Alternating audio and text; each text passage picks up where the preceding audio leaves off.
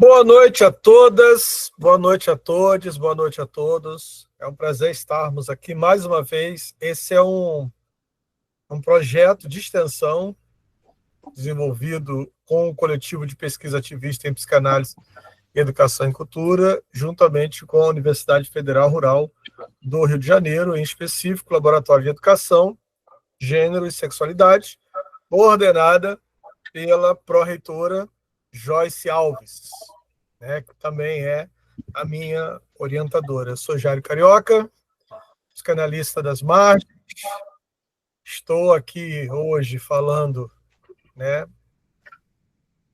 com a camisa que eu não sei que cor é essa, acho que é azul, marinho ou preto, não sei, de barba, grisalha, cabelo grisalho, sou um homem negro de pele clara, estou de óculos e ao fundo aqui os meus livros, né? Ao lado aqui algumas telas.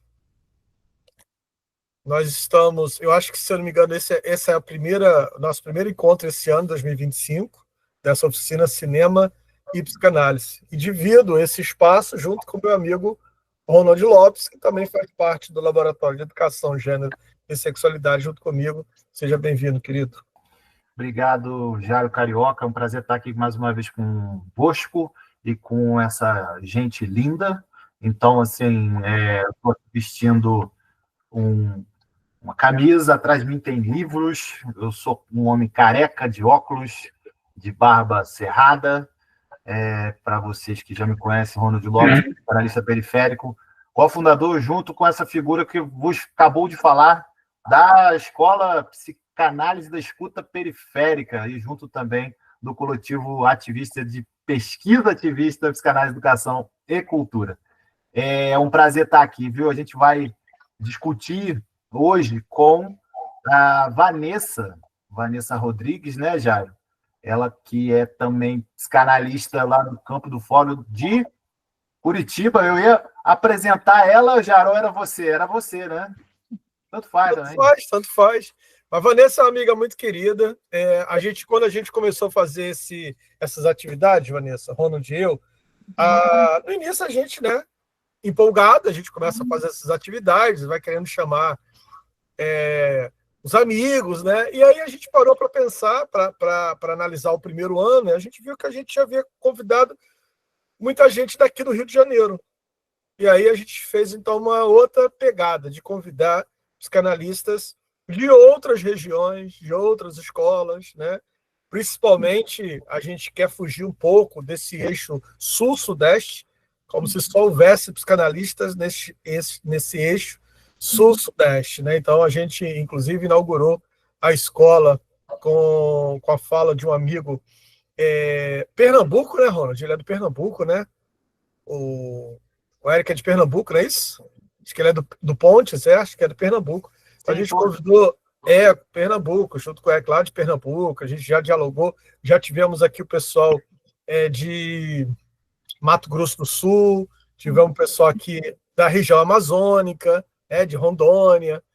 Então, quando descobri a Vanessa, lá de Mato Grosso, lá no meio do mapa do Brasil, psicanalista sustentando esse lugar ali, eu falei assim, caramba, precisa trazer a Vanessa para estar dialogando com a gente e para o pessoal saber que também tem psicanálise, né, em outros lugares fora desse eixo sul e sudeste. A Vanessa é psicanalista, participante do Fórum do Campo Lacaniano de Curitiba, mestra em saúde familiar, né, isso? Saúde familiar da Fiocruz, reside em Rondonópolis, Mato Grosso, e é um prazer imenso ter você aqui, querida amiga, seja bem-vinda. Muito obrigada, Jairo, Ronald, aí, pela apresentação. É uma honra para mim, nossa, aceitar esse convite, estar aqui no meio de pessoas de tantos lugares diferentes, isso enriquece tanto esse lugar, né? Então, eu fico muito feliz pelo convite, por você ter enxergado isso, né? Essa importância aí da gente olhar para tantos outros lugares para além do sul, sudeste, no nosso Brasil tão rico aí, e podendo contribuir de alguma maneira para esse espaço aqui de vocês. Então, eu fico muito feliz, agradeço, E essa é a proposta, que seja aí uma conversa, né, um bate-papo mesmo, longe assim de se esgotar, porque não é essa a intenção não é essa de esgotar o assunto jamais, mas é justamente de convocar, né? Como a gente falou sobre a série, assim, acredito que a maioria que tenha assistido, e é interessante que cada um tenha aí uma percepção, um olhar, para cada um, às vezes, algo marcou um pouco mais. Então, essa conversa sobre isso, para que a gente possa ouvir aí essas diferentes opiniões, né? Essas diferentes visões sobre uma série tão impactante, né? E que, para quem assistiu, acho que fica algo ali ecoando, né? E é sobre esse eco aí que a gente vai falar e conversar. Então, é uma roda de conversa, como a gente falou no começo, né? E sob a luz da psicanálise, penso que seja interessante a gente trazer, sim, algumas conexões aí com a psicanálise, apesar de ser muito amplo, né? Mas acho que dentro do que a psicanálise também pode contribuir para esse olhar sobre esse viés, né? Então a gente tem também diversos modos de olhar a dinâmica da série, né? Que ela é muito rica. Então também não é essa a intenção a gente reduzir essa visão, muito pelo contrário, né? Mas ampliar isso de alguma forma aí. Então, vou querer também ouvi-los, tá? Vou querer ouvir um pouquinho aí de cada um também, sobre o que representou, o que ficou aí de eco, né? Bom, então, para começar, posso começar aqui, Jairo, compartilhando. Eu trouxe algum material, mas assim, para a gente só ter como um norte aí também, tá? Fique à vontade, tá? A sala é sua. Aqui a gente tem um programa diferente, assim, porque a gente supõe, né, que as pessoas que venham discutir com a gente têm assistido, né, o que a gente propôs debater, né? Então, acredito que quem está aqui, todos que estão aqui, né, todas que estão aqui tenham debatido, tenham assistido em algum momento essa série. Essa série foi, assim, se tornou um fenômeno em muitos países, né? Não foi diferente aqui no Brasil, quando pouco a pouco, na boca miúda, as pessoas falando com as outras, e a série foi tomando assim uma proporção gigante, né? Eu vi que no Reino Unido ficou semanas em primeiro lugar, e outros países também ficaram semanas assim em primeiro lugar. E aí, quando eu conversei com a Vanessa falou assim: "Você já viu a série Adolescência?" Eu falei: "Não, não assisti não." Ela: "Não! Você não assistiu a série Adolescência?" Eu falei: "Ai, Vanessa." Vai ter que assistir. Assiste, que eu perdi a tesão de assistir. Mas eu fui por conta dela, né? E realmente, assim, a série traz perspectivas muito amplas, né? Embora fique restrito ao tema da adolescência, mas eu acho que traz perspectivas para além disso, né? E eu achei muito importante quando você, então, se dispôs, que também é outra característica nossa, é convidar a pessoa e ela escolher o filme que ela quer, né, debater. Na verdade, você é a primeira que escolheu uma série. Até então, todas as pessoas que estiveram conosco escolheram filme. Escolheram algum filme. Eu, por exemplo, quando foi a minha vez, eu escolhi o Anticristo, né, do La Von Trier. É um filme que eu gosto muito. O Ronald também foi para a linha do La Von Trier, né, Ronald? Tu escolheu Melancolia, se eu não me engano. Exatamente, Melancolia. Melancolia do La Von Trier. Então, assim, quando você trouxe a perspectiva da série, eu achei inusitado, né? Porque de sair desse... E achei, ao mesmo tempo, inovador, né? Porque ir para uma série, embora seja uma série curtinha, só de 4 episódios, né?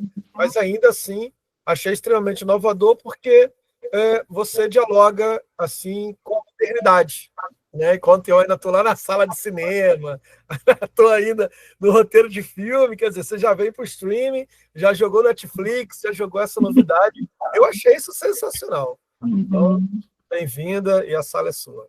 Obrigada. E isso que você falou, só colocando antes de iniciar aqui a apresentação, acho que cada um é atravessado de uma maneira, né? Como eu falei, para quem assistiu a série, sempre algo toca de uma forma muito singular, né? Eu, como mãe de 2 adolescentes, um de 19 anos e um de 17.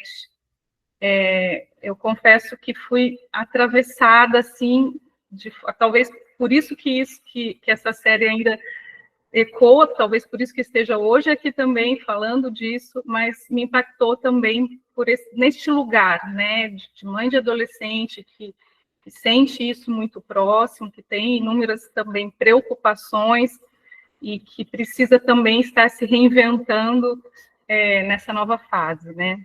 Então, tudo nos atravessa por algum motivo, né, Jairo? Então, talvez esse tenha sido aí o meu principal motivo. Eu vou compartilhar aqui, qualquer coisa eu peço ajuda aí dos universitários, tá? Aqui.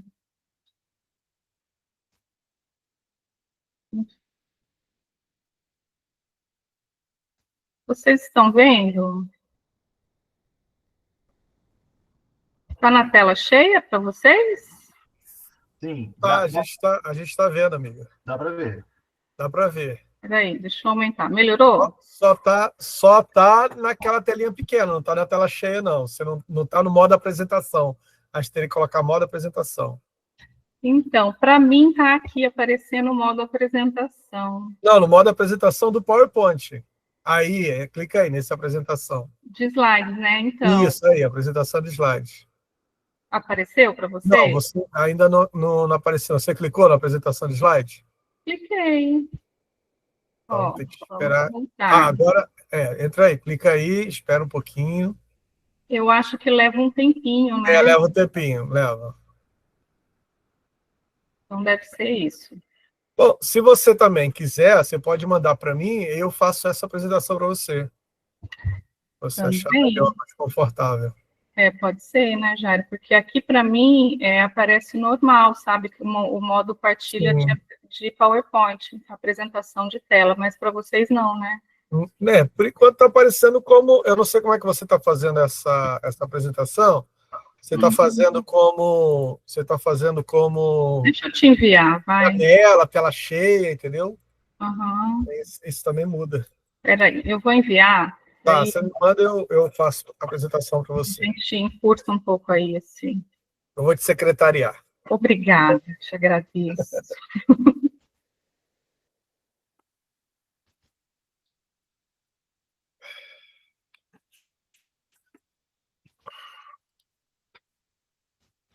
Está te enviando pelo...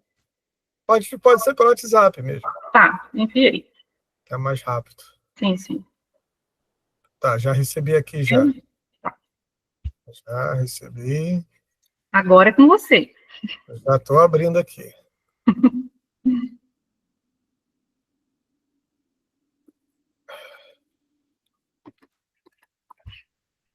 Já estou abrindo. Deixar aqui para você, página inicial. Espero que não saia da configuração, né? Não saiu não, tá? Tá bonitinho aqui. Ah, tá. Peraí que agora eu entendi. Modo... Estação de slide do começo. Pronto, agora sim. E agora eu vou... Ai, caramba. Viu? Não é tão simples assim como a gente pensa que é.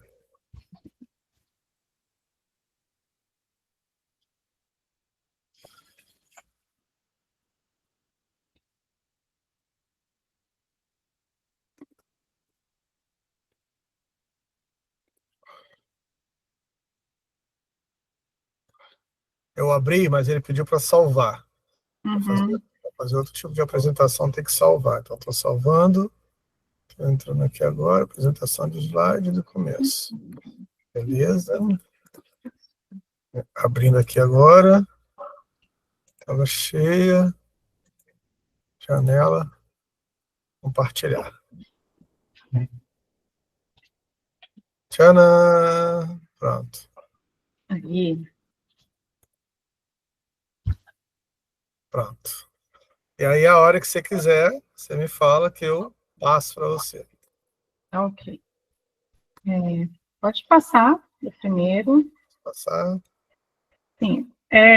Bom, começando assim, bem geralzão, né, gente? Assim, ainda de um lugar, de um conceito aí, até sem adentrar a linguagem da psicanálise, mas essa definição de adolescência, né, para a Organização Mundial de Saúde, que a adolescência é definida, então, como essa segunda década de vida, né, que compreende aí os indivíduos entre 10 a 19 anos de idade.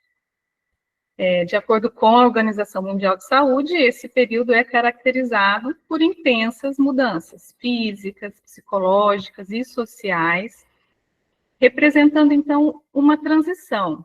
Essa fase aí que conecta a infância com a idade adulta. Então, isso de acordo aí, de uma forma bem simples, o que a Organização Mundial de Saúde nos traz, né? E essas mudanças que estão acontecendo, esse turbilhão de mudanças que acontecem aí nessa fase, esse período ele é marcado por intensas transformações biológicas, que é a puberdade por si só, né? E por mudanças no desenvolvimento cognitivo e emocional. Aquela parte ali do córtex pré-frontal, ele ainda está em desenvolvimento. Essa parte é aquela parte responsável pela tomada das decisões lógicas, pelo pensamento crítico, por aquela avaliação de risco e das consequências, pelo controle dos impulsos. Então, fisiologicamente, a gente falando, essa parte, ela ainda está em formação, em desenvolvimento, né? No contexto social, a adolescência também representa essa fase de transição social. Existe ali uma intensa busca por autonomia, por identidade, por novas relações, e um cenário muito comum, isso grosso modo, né, o que a gente observa, são comportamentos que envolvem inseguranças, dúvidas, a construção da identidade ali que está acontecendo, e a busca por pertencimento, um pertencimento para além do núcleo familiar. É um outro lugar que se busca agora esse pertencimento, diferente da fase da infância, né? Pode passar, Jair, por favor. Então, se a gente for pensar nessa fase como a transição ali entre a infância e a idade adulta, né?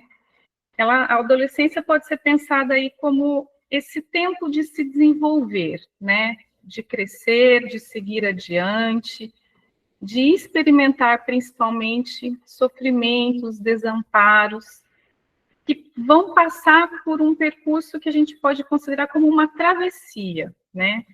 Essa palavra travessia aqui eu quis trazer, inspirando mesmo nessa imagem aí que eu coloquei como uma ponte, né, que vai unir, então, uma dimensão infantil e pré-adolescente até o início dessa dimensão adulta, para onde ele está caminhando, né? E essa travessia, ela se dá por essa ponte na qual o que é real vai se apresentar, nesta fase da adolescência, o que é real vai se apresentar. Então, essa frase do Guimarães Rosa, o real não está na saída nem na chegada, ele se dispõe para a gente, é no meio da travessia. E não é uma travessia fácil. A adolescência ela não vai se resumir, então, somente a essa fase entre a infância e a idade adulta, mas sim essa fase que vai para um além, né? O adolescente, ele está sendo, num gerúndio aí, né? E ele está constituindo uma nova identidade durante essa travessia. Trazendo alguns pontos aí dentro da psicanálise, que a gente pode tentar contribuir aí com esse olhar, né, para a série. O Jamie, que é o personagem principal, esse menino de 13 anos, que está aí numa fase aguda da adolescência, se a gente pode dizer assim, né? Como que a psicanálise, sobre esse olhar, como que a gente pode ver e tentar analisar, né, talvez não tanto trazer tantas respostas, mas muito pelo contrário, fazer mais perguntas sobre tudo o que se passou na vida dele até então e o que a série traz, né? Pode passar, Jair, por favor. Então, assim, um dos pontos que eu acho interessante a gente trazer para iniciar nos 3 ensaios sobre a teoria da sexualidade, né, mais especificamente no 3º ensaio, Freud traz e ele cita puberdade, né, a palavra que ele usa, como esse período que vem depois da fase de latência. É um período que vai ser disparado por um biológico, mas que vai ser totalmente depois colonizado por esse ciclo social, pelo afetivo, pelo pulsional. Então, o Jaime, ele está ali envolto, se a gente pudesse, por uma lente psicanalítica, olhar ali um pouquinho todo esse contexto no qual ele está inserido, a gente pode observar que tem ali essa perda das referências da infância e de um questionamento dos ideais parentais.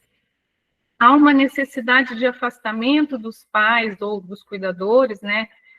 E esse desligamento da autoridade dos pais são todas características muito presentes nessa idade, né? Reconhecer-se fora da família é uma necessidade e precisar reconhecer-se junto a um grupo. Há uma recusa ali das defesas ligadas ao infantil, né?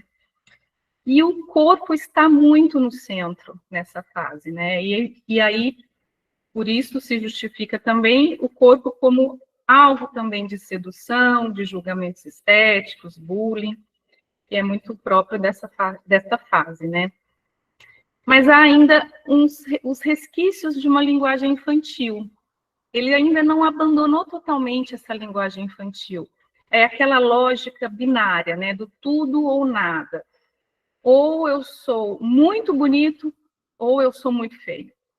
Ou eu tenho muitos amigos e sou o cara mais legal da escola, ou ninguém gosta de mim, eu não consigo fazer amigos. Então, essa lógica binária, ela é muito própria ainda da infância, então ele traz esses resquícios também, né, muito próprios. Então, esse desligamento que acontece, essa necessidade de desligamento da autoridade parental, ela é consequência de um sujeito adolescente que não pode mais atribuir uma posição idealizada aos seus pais. Ou seja, na adolescência, o adolescente, ele não é mais, em grande medida, capaz de fechar os olhos para a insuficiência dos pais, desses grandes outros que o acompanham. Então, se durante a infância era aquela criança que tentava salvar o pai, ignorando as suas falhas, as suas faltas, na adolescência, trata-se justamente de fazer um longo trabalho de elaboração da falta nesse grande outro, da falta nesse cuidador, da falta desse pai, dessa mãe. Então, ele se depara também com esse momento de perceber que aquele pai não é tão herói, não é mais como ele imaginava na infância, né? Então, diante desse trabalho de se desligar aí do ideal das referências infantis, o adolescente ele passa a se perguntar, então, quem sou eu agora? Quem que ficou? Como é que eu lido agora com isso, né? Então, diante dessa perda dessas referências da infância e desse questionamento dos ideais parentais, trata-se de um momento em que o sujeito começa a buscar o quê? Ele busca, a duras penas, isso não é com tranquilidade, ele busca construir as suas próprias referências com a ajuda de seus pares. Dos amigos próximos, daquele que convive mais, dos amigos da escola, enfim. E é neste momento, então, que o adolescente passa a buscar entre os pares pontos de apoio, referências simbólicas que vão apaziguar, que vão ajudá-lo a responder a essa pergunta que se impõe nessa fase. Quem sou eu agora? Então, eu trago isso para a gente refletir um pouco, sempre pensando na série, né? Naquele grupo de adolescentes que validavam algumas atitudes uns dos outros e silenciavam entre si, né? Somente eles sabiam por exemplo, das conversas que aconteciam nas redes sociais, até códigos muito próprios. Então, esse pertencimento a um grupo como se agora fosse, bom, somente nesse lugar aqui agora que eu consigo ser eu mesmo, né? Então, isso é um dos pontos que vai ficar aí em suspenso para depois a gente tentar conectar aí com outras coisas também, né? Pode passar, por favor, Jairo. Então, lá em Psicologia das Massas, em Análise do Eu, Freud assinala um ponto importante também, que eu quis fazer essa intersecção, quando ele diz que um grupo é definido pelos laços libidinais que o caracterizam, né? O convite aqui, né, a proposta para essa reflexão, é que para a gente pensar como a rede social como essa massa, né? Esse lugar onde o adolescente frequenta intensamente, às vezes passa boa parte do dia, como essa massa onde tem comunidades que criam narrativas que os representam somente lá, somente naquele lugar, daquela rede social. Porque ali são, em grande medida, relações mais superficiais, que não há uma certa intimidade ou até uma mediação social mais autêntica, mas onde eles escondem traços de quem realmente são, né? Então, há uma facilidade para se esconder na rede social, e isso contribui para que o adolescente se sinta invulnerável naquele lugar, invencível naquele lugar, sem alguma responsabilidade, porque naquele lugar ele pode tudo. Então, quando a gente lê Freud nesses trechos que eu trouxe, na massa, as aquisições individuais dos indivíduos se confundem, e com isso a singularidade desaparece. O indivíduo na massa adquire um sentimento de poder irresistível apenas pelo fato de estar em meio à multidão, o que lhe permite satisfazer impulsos que ele teria necessariamente reprimido se estivesse sozinho. E isso ocorre ainda menos quando, na anonimidade e, portanto, na falta de responsabilidade da massa, o senso de responsabilidade que normalmente contém os indivíduos desaparece completamente. Então, é aquilo que ele faz online, não faz na frente das pessoas, e vice-versa, né? Pode passar, por favor. Então, ainda dentro desse pensamento, né, se a gente for pensar sobre o quanto que o meio reverbera nesses comportamentos, pensamentos e ações, a força do meio e o impacto que ele causa. Na multidão, qualquer sentimento, qualquer ação, ele é contagioso, em tal grau que o indivíduo facilmente sacrifica seu interesse pessoal pelo interesse coletivo. Essa é uma capacidade que é totalmente oposta à natureza dele, da qual o ser humano é capaz como parte de uma massa. Essa reflexão, para a gente fazer uma conexão com a série, né, naqueles diálogos que eles têm, diálogos violentos nas redes sociais, comentários violentos, aquilo é muito validado pelos amigos, né? Ali aquilo é permitido, ali é normal ofender a menina, xingar, criar uns códigos de gêneros extremistas, eles têm todo... Mais para frente a gente até vai falar um pouquinho, mas sobre como esse lugar ali, ele fica à vontade para aquilo. E ele conhece também os códigos, e é algo muito deles, os pais, o próprio policial ali vai aprender com o próprio filho aquela linguagem, porque ele nem entendia o que significa. Então, sobre um lugar onde ali existe uma lei muito própria. A massa da rede social como potencializando a violência de uma forma geral, né? Pode passar, por favor.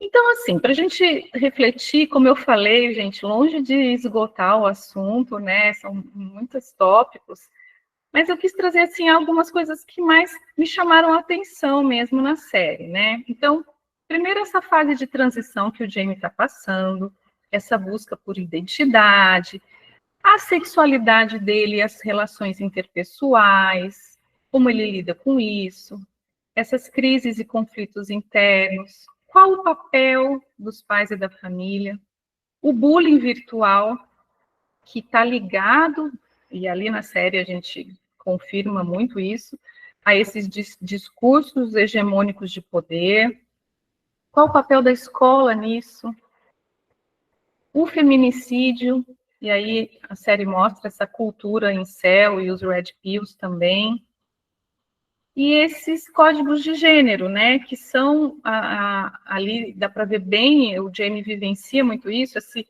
conjunto de expectativas, esses são os códigos de gênero, esse conjunto de expectativas e normas, quase que padrões impostos, né, que ditam como ele precisa se apresentar, se comportar, agir em função de sua identidade de gênero, seja ela masculina, feminina ou não binária, né, e que são transmitidos através da cultura, da educação e entre os adolescentes, principalmente através da mídia.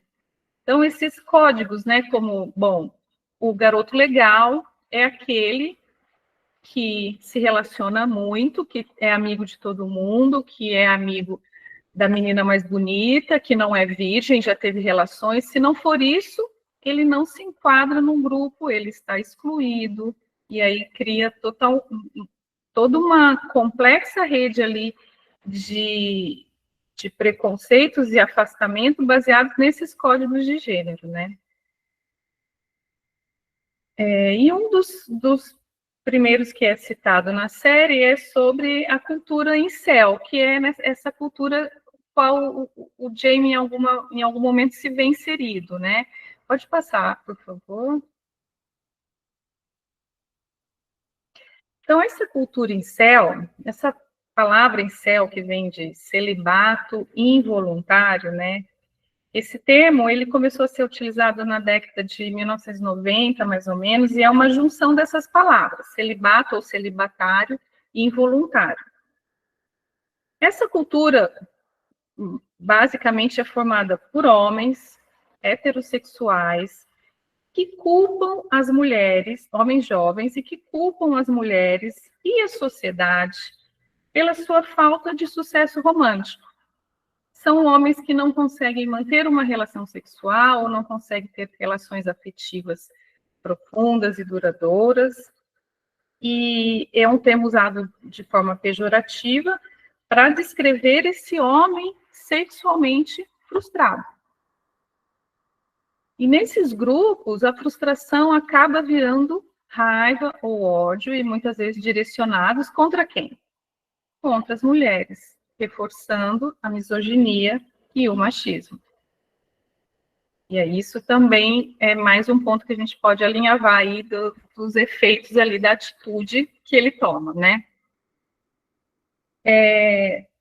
Nesse caso da cultura incel, algumas ideologias, né, que unem essa comunidade.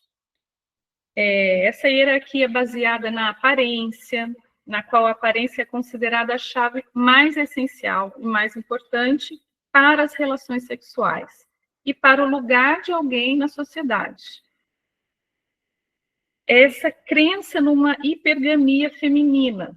O que significa isso, essa hipergamia feminina? A crença de que a mulher está usando o seu privilégio, a sua sexualidade, para o avanço social, para humilhar o homem, como se ela se utilizasse disso para que ele continuasse num lugar que não fosse reconhecido.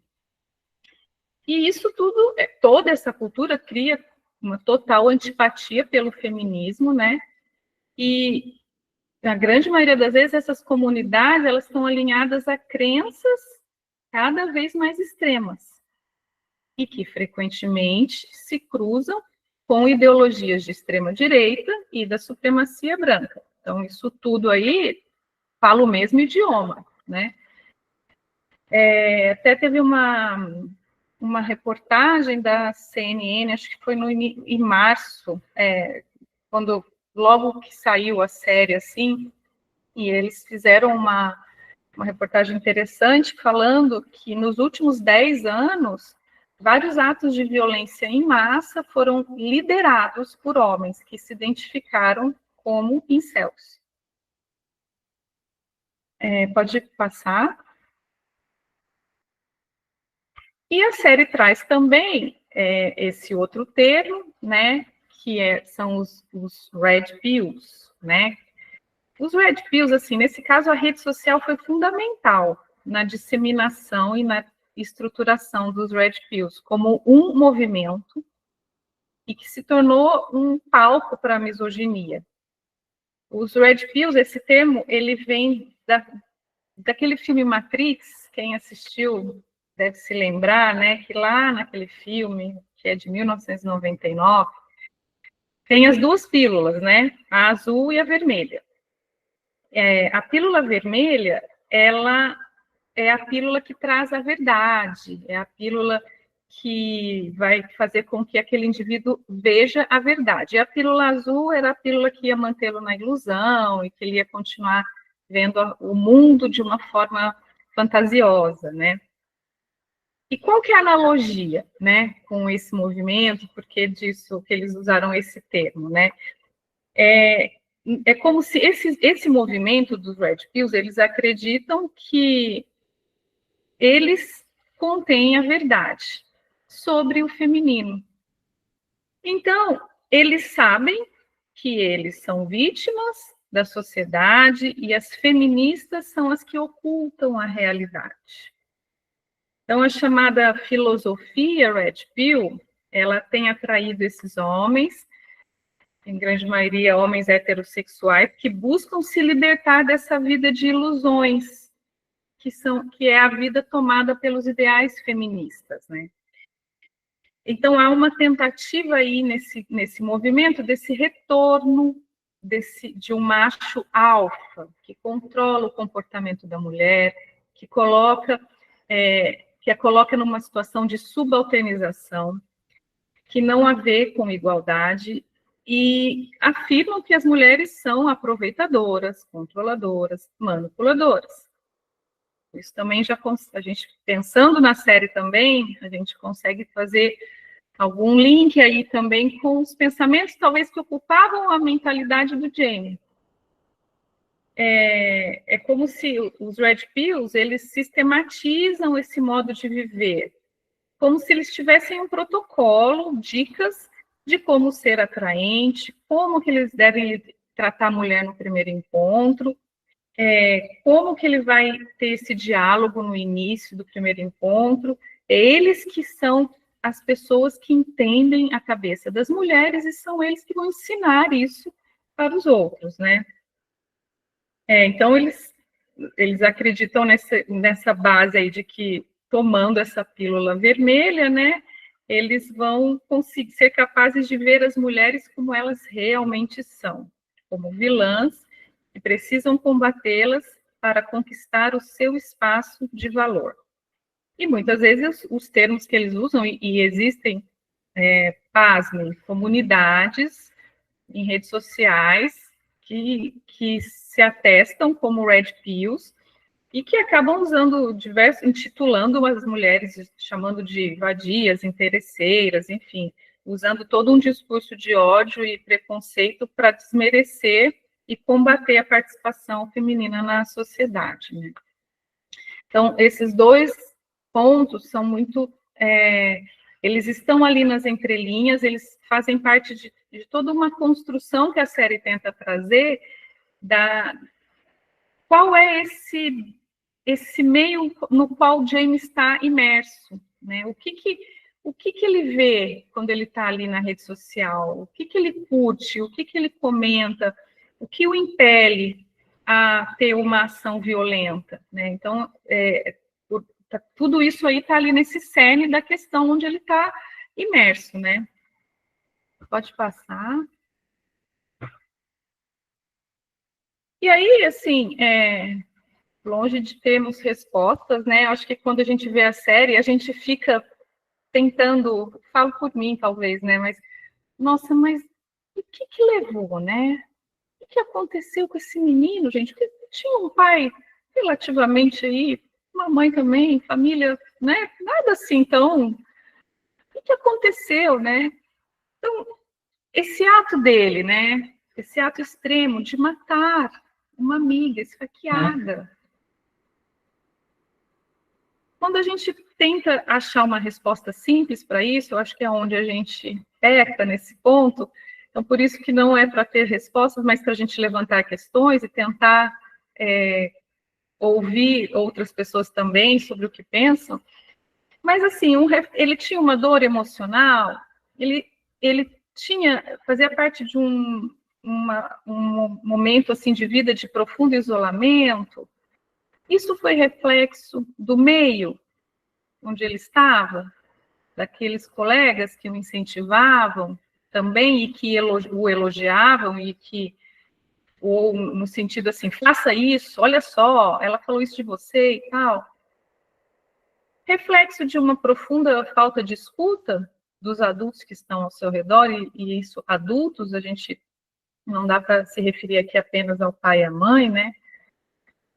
A gente pode dizer que ele foi um retrato aí de um jovem que não teve como elaborar a sua dor, porque havia um sofrimento ali em alguma medida, e para onde é que ele levava isso? Ou o que ele fez com isso, né? E, em vez de apoio emocional, ele encontrou uma radicalização digital, aquele grupo ao qual ele se sentiu pertencente, aquela massa onde ele se sentiu autorizado a ir ao ato, né, e cometer aquele crime. Então, isso para a gente debater depois, também quero ouvir aí vocês sobre o que pensam, né? Pode passar. A gente sabe aqui sobre o olhar da psicanálise, né? Cada ser humano é produto também do seu inconsciente, né? Dos desejos que tem, das fantasias que elabora, sobre o que vive, sobre o que deixa de viver. Por isso eu digo que, nas perguntas anteriores, a gente tentar responder de uma forma simples, talvez a gente reduza um pouco isso, porque, para além do meio, para além de tantos outros pontos, há também esse sujeito do inconsciente, né? Que também tem ali uma linguagem própria, as pulsões que o conduzem, que o levam. E na fase da adolescência, isso acaba não tendo muito um lugar, né? Para onde levar, aonde falar disso. Então, isso se torna potencialmente mais agudo ainda, né? Pode passar, Jair? E para pensar assim também, né? Eu gosto muito dessa frase sobre desse provérbio africano, que é preciso uma aldeia inteira para educar uma criança, né? Esse provérbio, ele reforça muito a importância desse sentido de coletividade e solidariedade. Em muitas culturas africanas tradicionais, a educação e o cuidado com os jovens, eles são tarefas compartilhadas, promovendo um ambiente seguro, rico, de crescimento saudável. Quando a gente estava assistindo a série, não sei se isso aconteceu com vocês, mas em alguns momentos parecia que a série nos conduzia até culpabilizar o pai. Nossa, mas esse pai, ele era um pouco violento, ele não acolheu o filho lá em alguns momentos, quando ele conta uma história da infância, né, que ele errou lá e não defendeu o gol, e aí ele olhou para o pai não olhou para ele. Então, será que é isso? De onde vem isso? A gente fica tentando apontar algo, uma origem para esse ato, né? Mas será que foi a escola? Será que algo aconteceu com ele? E aí dá a impressão que no último capítulo algo vai ser elucidado, né? E isso que eu achei interessante, porque a série mostra, quando eu pensei nessa frase de é preciso uma aldeia inteira para educar uma criança, desde a diretora da escola, a psicóloga que o acompanha, os detetives, os pais. A aldeia é sobre todos esses espaços onde ele circulou, né? Onde esse menino esteve, né? Então, o que foi deixado para trás, né? Seja em qualquer um desses ambientes também, né? Aonde é que algo também escapou? Então, culpabilizar apenas isso acaba sendo também, a gente acaba não chegando a algum lugar, né? Então, a comunidade, seja incluindo a família, amigos, educadores, todos têm um papel fundamental no desenvolvimento dos sujeitos, né? Então, a importância de se criar esses ambientes seguros e acolhedores, onde os sujeitos possam se expressar, desenvolver suas habilidades e construir sua identidade. Se não em casa, mas também ter um espaço de escuta, talvez na escola, né? Então, pessoas que também pudessem enxergar, porque na cena até da diretora, que ela está apresentando, vai na escola com esses detetives, a gente vê, assim, ela exausta, ela está também cansada, você vê que ela também está ali como no meio de muitos adolescentes e que não viu, passou despercebido, esse Jamie passou por ela e ela não teve nenhum sinal disso em nenhum dos lugares, né? Então, essa comunidade que se preocupa com esse bem-estar do adolescente, que se esforça para criar melhores condições para o seu desenvolvimento, né? Então, eu digo, como no final da série não teve a gente vê de fato que se confirma que ele é o culpado, né? E a gente fica esperando, talvez, ali em um momento que vai ter algo que vai... Não, vai fazer alguma virada nessa série, vai aparecer um culpado, um amigo, algo assim, não. Então, pensando assim, caminhos possíveis também nesse sentido de o que poderia ter acontecido, e agora, né? O que fazer quando se tem, às vezes, um adolescente, assim, perto de nós, que talvez esteja passando também, silenciando também, e que a gente também não perceba, né? Então, como se faz essa escuta, né? Que é muito singular e não é simples, sem dúvida alguma. Então, de modo geral, foi isso para trazer como as questões principais mesmo. Depois, acho que a gente pode trocar uma ideia e conversar, né? Sobre alguns pontos. Aqui tem algumas referências que eu coloquei. Tem também, eu fiz um texto também no meu blog sobre essa série, então quem quiser se interessar também, esse último link aí que eu coloquei, que eu faço também uns comentários, assim, para a gente refletir sobre alguns pontos, relação pai e mãe e tal, né? E aí queria ouvi-los também. Uma coisa interessante que eu acho que deixa a série um pouco mais... Parece que em alguns momentos eu ficava até ofegante, essa questão dessa filmagem contínua, né? Parece que você está dentro da cena, dentro do carro, e aí você está ali junto com eles, vivendo aquilo. Então, isso foi algo muito impactante, que eu achei que potencializou. Plano sequência, Isabela, isso. Eu achei isso de uma potência, porque a sensação é que você está ali dentro, junto com eles, né? Então, isso eu achei que foi bem, bem interessante. E um ponto que eu queria levantar aqui, se alguém quiser também falar, que, claro, o Jamie é aí o personagem principal, tudo gira ali em torno dele. Mas e a irmã? Alguém teve essa percepção? Que lugar essa irmã ocupava ali? Uma coadjuvante praticamente, né? Que tentava amenizar a situação, depois que tudo acontece, ela segue ali querendo cuidar dos pais, ainda cuidar do irmão, né? Então foi uma personagem que também me chamou a atenção, porque ali o impacto foi com todos. E como cada um externou o seu impacto, né? Então, o pai que chorou muito, a mãe ainda fazendo um bolo para comemorar o aniversário de 50 anos do pai em meio ao caos, e a irmã ali no meio, tentando também equilibrar para onde cada um levou isso que foi o real ali que se instaurou, né? O real aí trazendo de Lacan, mas assim, esse impacto que foi para cada um ali, né? Então, como cada personagem lidou com isso. Mas é isso, pessoal. Agradeço a atenção, tá? Quero ouvi-los também aí, o que cada um teve de percepção, as opiniões, o que acharam. Vou gostar de ouvir vocês. Obrigado, Vanessa. Vanessa, foi ótima exposição. Eu vou fazer esse movimento aqui para ver se estimula também o pessoal a se colocar diante dessas provocações, né?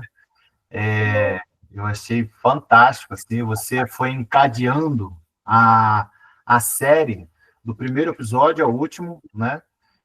Organizando aqui para o pessoal que não viu e para o pessoal que viu. Então, isso é muito bacana, essa exposição. Deu pano para a manga, inclusive essa última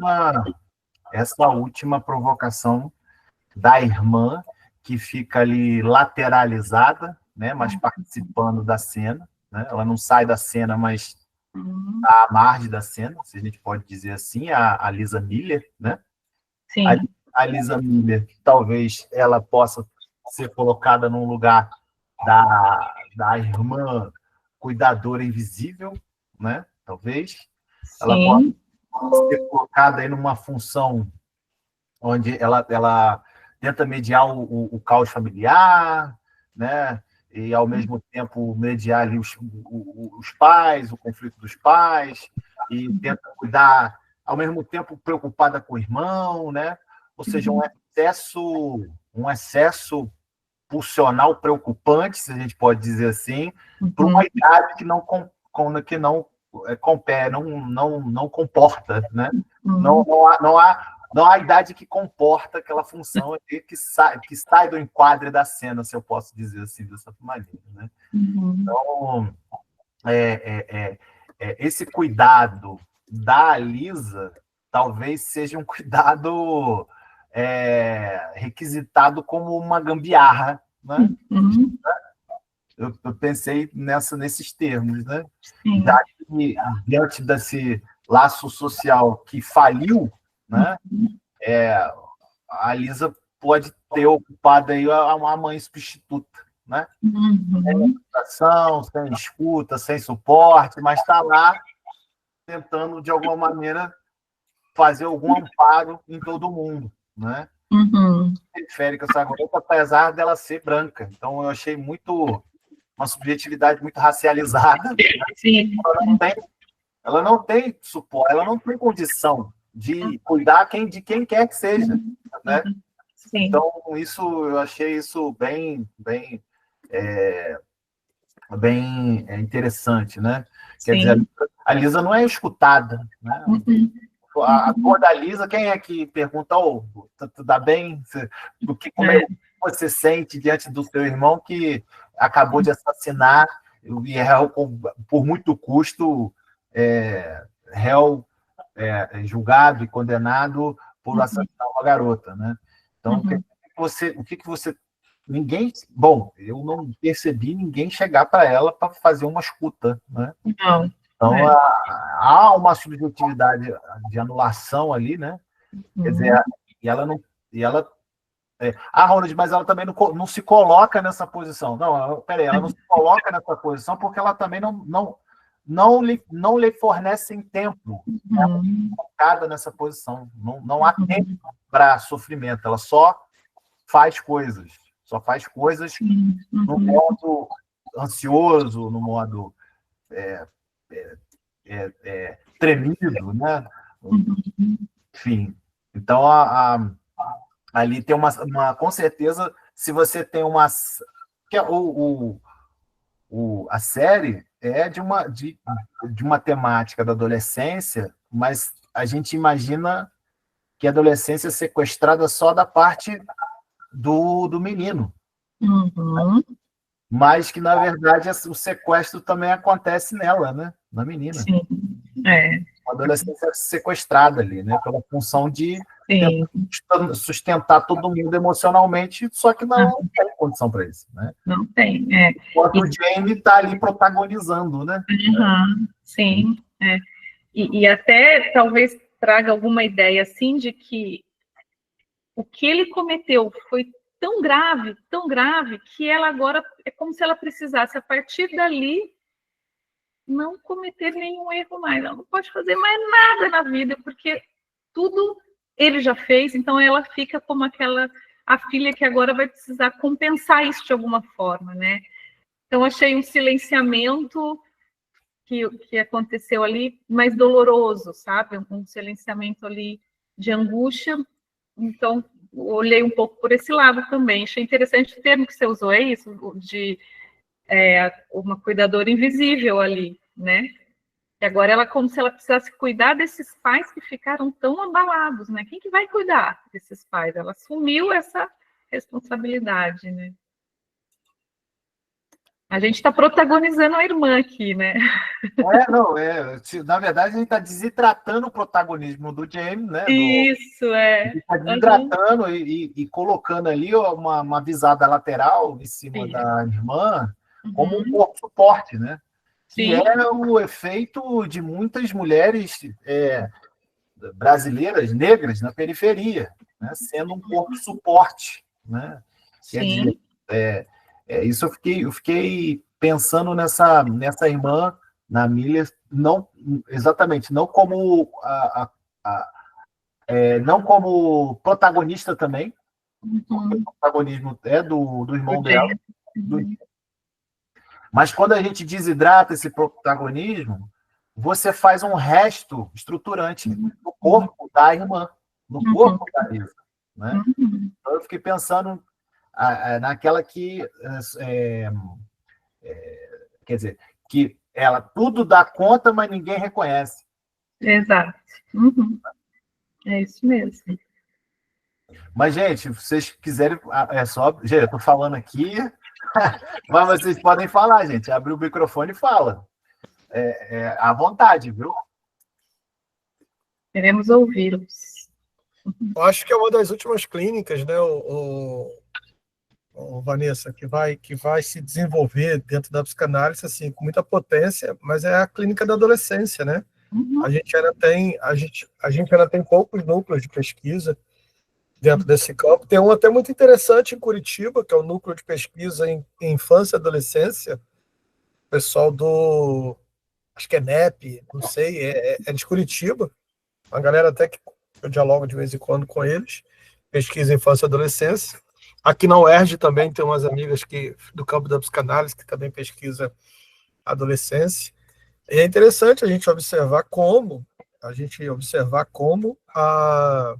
esse discurso masculinista, principalmente esse discurso de incels e red pills e tal, como eles têm, assim, cooptado esses corpos, né? Eu fiquei, assim, boquiaberto em ver que as duas últimas células que foram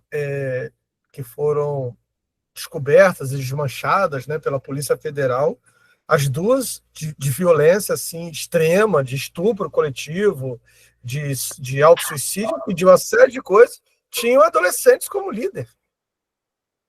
Eu fiquei assim, sabe, boquiaberto de ver isso. Inclusive, tinha adultos, rede de pedofilia, enfim, uma loucura, e quem coordenava eram dois adolescentes, né, que se passavam, inclusive, como adultos na rede social, e vários homens adultos ali, subversivos a esses dois adolescentes. Então,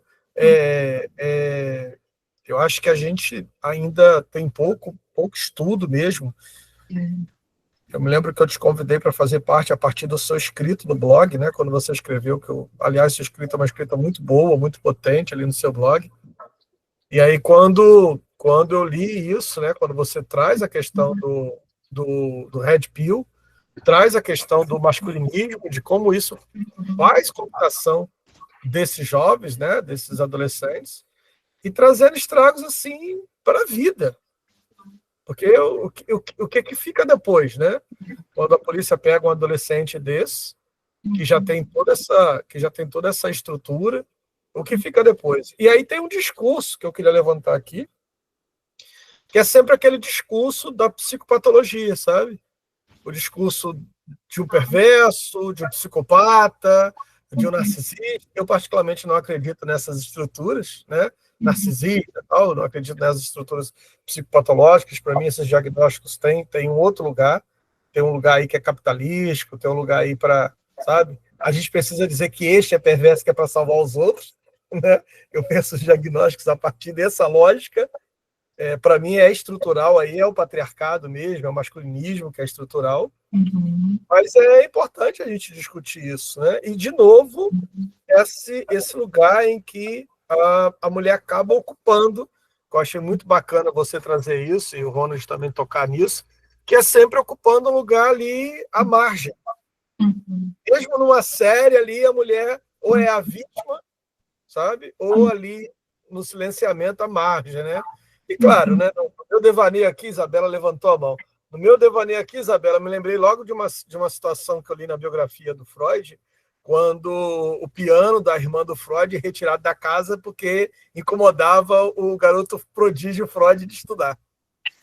Né? E essa é uma história que passa a ser ao largo e a gente não comenta isso. É como assim? O piano, ela estudava piano e estava ali, tocava piano, e o Freud reclamou, e aí pronto, dissolve com o piano da irmã, porque o Freud precisa estudar. Quer dizer, sempre, né, as mulheres ali, sempre em segundo, terceiro, quarto plano. Não interessa se é na casa do Freud ou em que casa seja. Acho que é importante falar disso também. Sim, muito importante, Jairo. Muito, muito interessante isso aí que você falou, né? Vanessa, boa noite, pessoal. Boa noite, Isabela. Parabéns pelo conteúdo. Essa série, sim, quando eu vi também, me pegou demais em várias situações, como essa do plano sequência que você citou, que dá essa agonia, mas também permite que a gente veja os detalhes, né? Como ela entra em sequência, não sai os cortes. Então, você consegue ter, né, uma visão, assim, de algumas situações que eu achei bem interessante para a construção da série. A primeira que me pegou é que lá no final, lá nos últimos episódios que eu fui pensar, que no momento que a polícia entra e tem toda aquela situação ali da prisão, se levanta ali, não, meu pai que tem que ir, alguma coisa assim. Tem uns 2 meses que eu vi a série, então não vou saber falar certinho.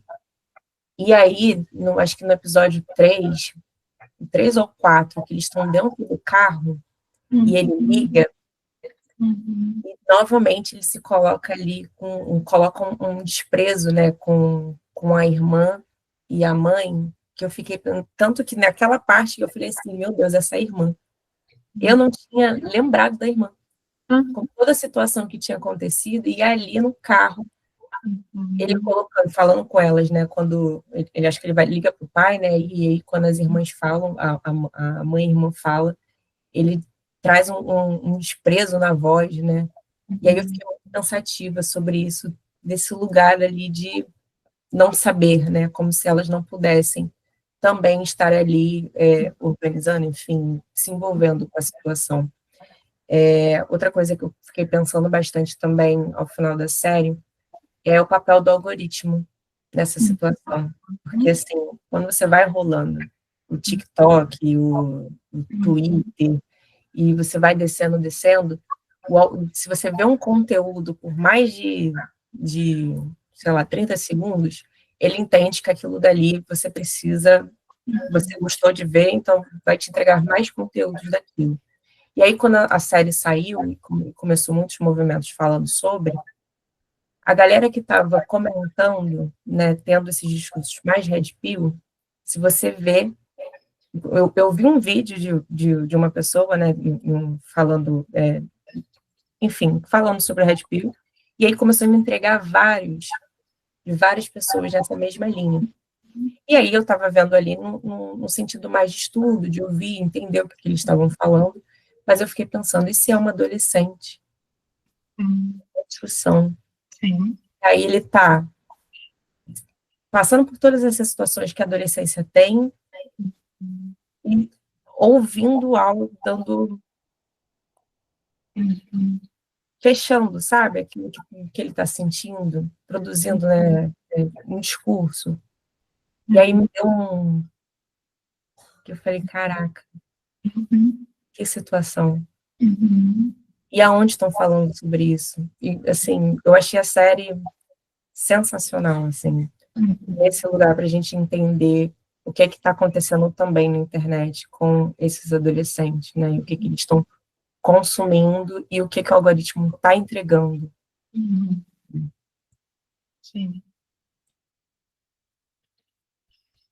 Essa questão que você traz, Isabela, do adolescente que escuta isso tudo, né, que está vendo esse conteúdo, que está chegando ali na mão dele, né, essas comunidades, isso eu vi também em algumas leituras, elas têm muitos seguidores e muitos são adolescentes. Essas comunidades, existem fóruns dos Red Pills, né, onde eles debatem questões, combinam situações, e os adolescentes estão ali participando, ouvindo isso, né. Então, isso traz, sim, uma angústia, sem dúvida, né, acho que a gente se angustia de saber disso, né, e pensar, puxa, como é que eu vou evitar isso? Até vi também, logo depois que saiu a série, uma reportagem dos pais, os pais tiraram os celulares dos filhos. Não, vamos para um outro extremo. Tirou o celular, não quero mais, não vai, ou vai ter um período muito reduzido. Mas será que é esse o caminho também, né? Será que é sobre isso, sobre a proibição, ou por que o caminho do diálogo, né, e tentar se aproximar também desse mundo, entender o que ele está vendo, será que esse também não seria um caminho possível, né, como eu coloquei, um caminho possível, a gente não sabe se é o caminho, mas é um caminho possível, né, então isso também gerou uma série de atitudes nos pais que se amedrontaram, né, o meu filho está dentro do quarto, com o celular, certeza, ele tá vendo isso. E isso também acaba dificultando bons diálogos, esse extremismo também. Então, há de se encontrar, é difícil, não é tão simples, mas também a proibição talvez não seja o caminho, porque eles vão encontrar uma outra maneira e uma outra. Né?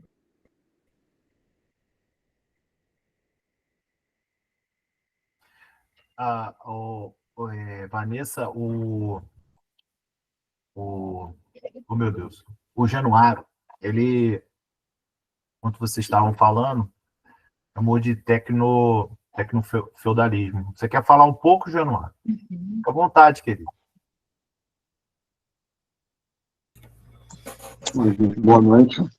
Boa noite. Primeiro, agradecer por esse espaço de fala, dado aí pelo colega.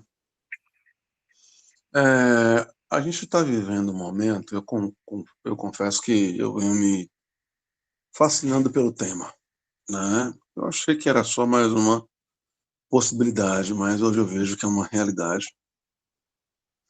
Entendo que Cédric Duran e Yanis Varoufakis, eles tiveram uma grande sacada quando entenderam que nós já não estamos mais dentro de uma estrutura capitalista. O que nós estamos vendo aí, e essa história começou, ou teve um relevo, começou a ganhar relevo, né, com os chans. Os chans, aqueles grupos que se reuniam nas redes para poder organizar ataques a escolas, né, organizar massacres em escolas. E isso começou a se proliferar. De um certo tempo para cá, a gente vem observando células nazistas crescerem muito no Brasil. Né? E isso vem preocupando. Então, a gente percebe que muitas dessas organizações são pelas redes. Então, a ideia de um sistema que escraviza o modo de produção capitalista, em que torna o modo de produção capitalista seu vassalo a esse sistema chamado de tecnofeudalismo, é exatamente usar as redes digitais para... Observe que eu chamo de redes digitais e não chamo de sociais, porque, de fato, eu faço aí uma provocação, uma reflexão, se elas realmente socializam, ou se elas, de fato, são manipuladas a partir dos algoritmos para manipular nossos desejos. Tem um documentário da Netflix muito interessante, que é A Conspiração Consumista, grande documentário, falando sobre como a Amazon, por exemplo, trabalhou incessantemente naquele compre com um clique, em formato de cores, não só naquilo, em tudo, em formato de cores, em estratégias de mudar cores de uma compra para outra, em tudo para estimular uma zona do nosso cérebro, que é o Prime. E observe que o serviço da Amazon se chama Prime, é um serviço de entrega gratuita, é um dos benefícios, uma parte do nosso cérebro chamada de Prime, que é uma parte muito suscetível à propaganda, né, e a estímulos. Essa parte foi utilizada nos anos 50 no aumento das vendas de Coca-Cola. Enquanto se passava no cinema a propaganda da Coca-Cola, tinham alguns flashes muito rápidos, e nesses flashes estava Drink Coke, Drink Coke. Então, as redes, elas têm um papel preponderante na difusão desses grupos. E nós ainda não regulamos as redes. Então, quero dizer que vejo com muita preocupação, porque nesse ponto concordo com o Varoufakis e com o Duran, que nós estamos em um sistema que se mostrou vigoroso durante a pandemia e que nós, numa perspectiva de um futuro próximo, pelo visto, vamos funcionar na base de renda básica universal, as pessoas em suas casas e máquinas fazendo as coisas, porque o que a gente percebe, e aí se vocês me permitem, em uma rápida análise social, é a violência, ela não está só nas ruas, ela está dentro das casas e não apenas na violência doméstica. A gente vê, eu fui professor de educação básica há 10 anos, e uma das coisas que eu mais falava quando o Instagram começou foi: pais, fiquem olhando se tem mais de uma conta no celular do seu filho. Pressione aquela conta ali para ver se tem mais uma outra conta abaixo, porque naquela conta abaixo ali tem vape, aquela conta abaixo ali tem planos para fazer uma festa sem presença de adultos, um largo uso de bebidas alcoólicas e drogas em geral. E nisso aí a gente viu recentemente, né, numa escola em São Paulo, uma menina de 13 anos engravidar, né, em uma dessas festas, com aquele processo de os rapazes sentam, se excitam, as meninas sem preservativo, os rapazes também sem preservativo, as meninas sentam e numa dessas uma das meninas engravidou, né? Isso era algo que já existia desde os anos 90, quando não havia rede digital ainda, e nós sabíamos que existiam nos bailes funk. Ocorre que, enquanto estavam nos bailes funk, o que fica muito claro é que as mídias, elas não comentavam, mas chegou num colégio da classe média alta paulistana. E aí isso foi organizado em uma rede digital, e isso começou a se propagar pelo mês de maio todo, final de abril para início de maio, isso foi colocado. Mas especificamente sobre a série, o que me chama a atenção é a rapidez na difusão da desinformação, na difusão da manipulação das mentes. Essa é uma estrutura central, né? Faz parte do epicentro do tecnofeudalismo, é essa manipulação dos algoritmos para os ideais da extrema-direita. Né?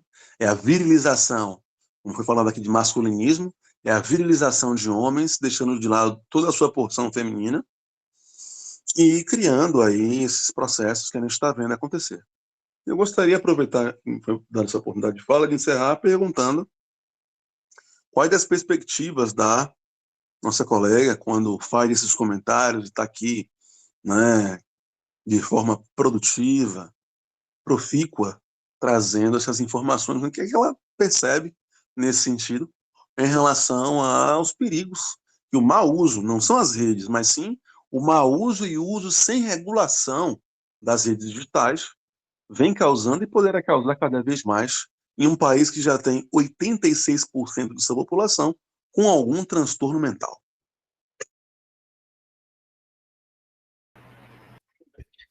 Obrigada, Januário, pelas suas colocações aí, tão ricas, pela sua participação.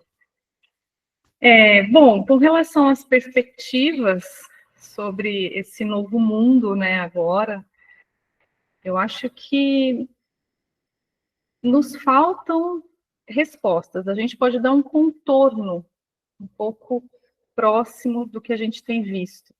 Como eu falei na colocação que a Isabela tinha colocado, eu fiz um comentário semelhante a esse também comentário que eu vou te falar.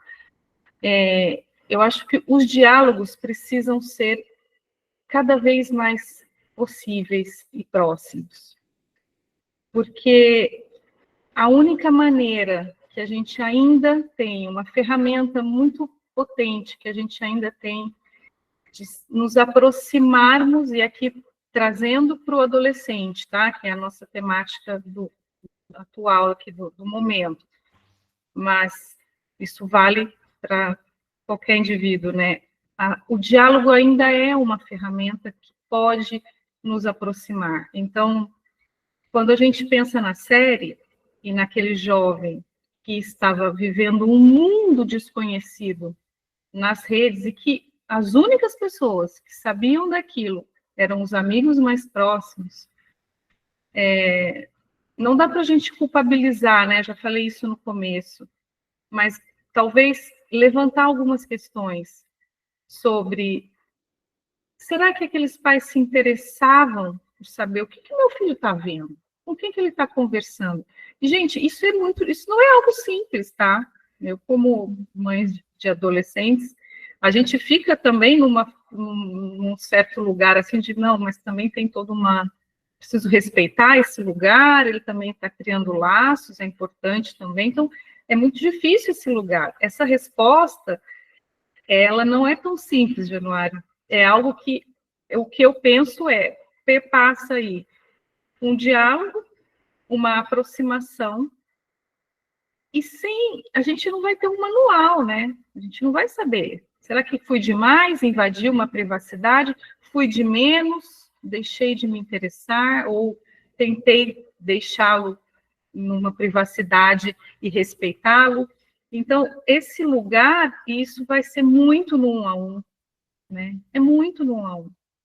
Como que cada dinâmica familiar lida com isso, como que essa disposição de cada pai e mãe e cuidador, como que esse adolescente lida também com esse lugar de angústia que, sem dúvida, também está atravessando. Então, isso, eu penso que esses diálogos precisam existir mais, sabe?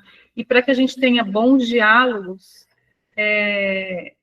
também a gente precisa aí fazer mais apostas, né? Talvez não deixar somente por conta aí do que se aprende na rede social, na mídia, é algo que eu não entendo muito, então é a linguagem deles, deixa, qual é essa linguagem? Eu quero aprender, me fala. O que significa esse emoji? O que é isso aqui que você curtiu? Então, é sobre, talvez, essa aproximação, e gente, cuidar dá trabalho. Cuidar dá trabalho. A gente não é sobre ocupar um lugar que a gente vai agradar, não, porque cuidar às vezes vai desagradar também. Então, fazer apostas nisso, né? Educar dá trabalho, cuidar dá trabalho, né, Renata? A gente vai precisar sair de um lugar, talvez, de um certo conforto aí numa relação. Mas ele está quietinho, está tudo bem, está tranquilo. Será, né? Então, aí é que é o trabalho, né? Eu vou ter que sair do meu lugar, eu vou lá, eu vou entrar no quarto, eu vou iniciar um diálogo, eu vou me interessar, vou fazer perguntas. Isso pode incomodar, claro, e muito provavelmente irá incomodar. Mas esse é o nosso papel também. A gente não pode ficar num papel aí de também ser esse lugar tão preservado desses adolescentes, e a gente vai precisar entrar um pouco nisso, sim. E aí é no 1 a 1, Januário. não vai ter, não tem resposta, né? Como vai ser esse diálogo que nós iremos criar com os nossos, né? É no 1 a 1. Mas não, jamais eu acho que abrir mão disso, né? De ir ao encontro, sabe? Ir ao encontro deles. Tem a Márcia também, que levantou a mão. Márcia levantou a mão, Logo em seguida, a Renata. Sim, boa noite. Tentar falar aqui um pouquinho, que eu estou com a minha neta aqui.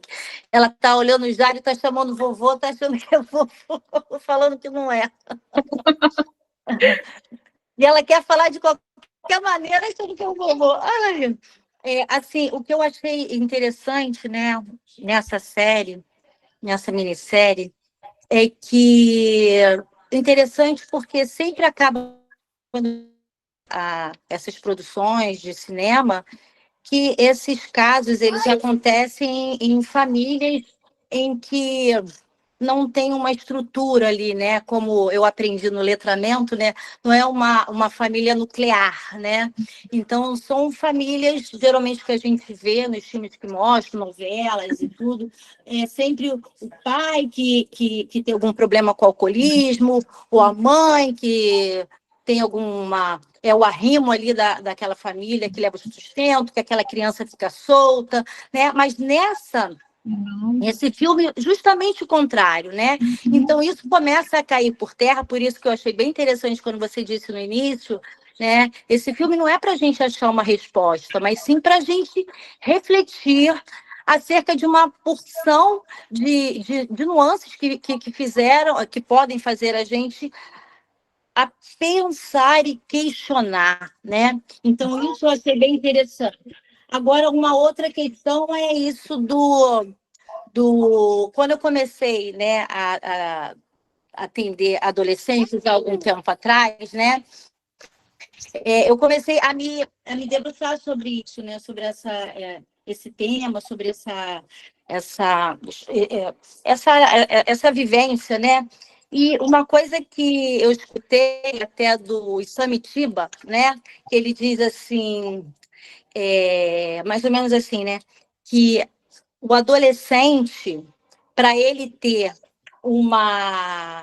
essa, como é que você disse, me fugiu a palavra, para ter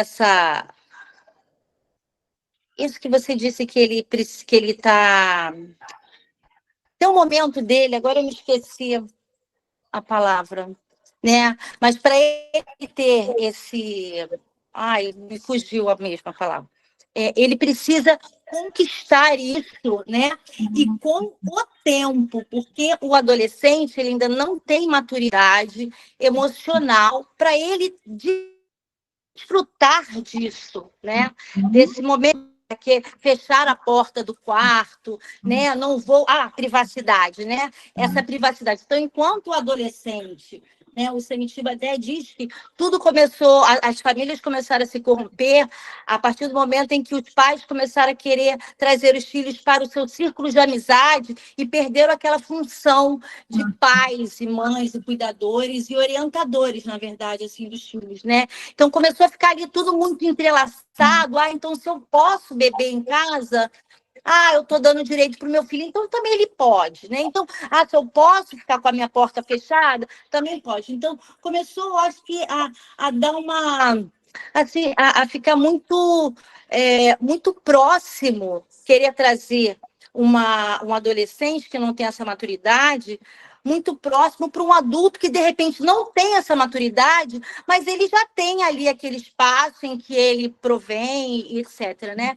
Então, é muito, como você disse, eu sempre falo isso, né? Até para os adolescentes, eu falo assim, olha, educada a trabalho, né? Quando não tiver, você perceber que isso não estiver te incomodando, na fala do teu pai, da tua mãe, da sua avó, não estiver te incomodando, você começa a prestar atenção mesmo, né? No que eles estão fazendo, questiona, né? Olha, eu estou aqui, né? Porque às vezes fica tudo muito solto e os adolescentes, eles pedem muito isso, eles pedem mesmo esse olhar, esse chamamento, né? Olha, bota um muro aqui para mim, que eu já estou cansado de repente, fazer besteira, né? Então coloca isso aqui, coloca um limite para mim, né? Para eu poder me acalmar, igual aquela criança que está fazendo birra, e você fala assim, vai sentar ali no sofá, e dá 2 minutos ela já está dormindo, ela estava te pedindo justamente isso, né? Para ela poder descansar, me descansa, porque eu sozinha não consigo, né? Então, o vínculo que essas pessoas que estão ali a cuidar desses adolescentes, né? Essa escuta, eu acho que é o que faz realmente isso, como você disse, né? Ter esse 1 a 1, né? Ter esse jogo ali junto. É você conseguir perceber, porque depois de dar um salto, né? Vem aquela. A gente tem os filhos, aí criança, a gente está ali naquela luta frenética, não tem tempo para nada. Eu falo isso para minhas filhas, realmente não tem tempo para nada.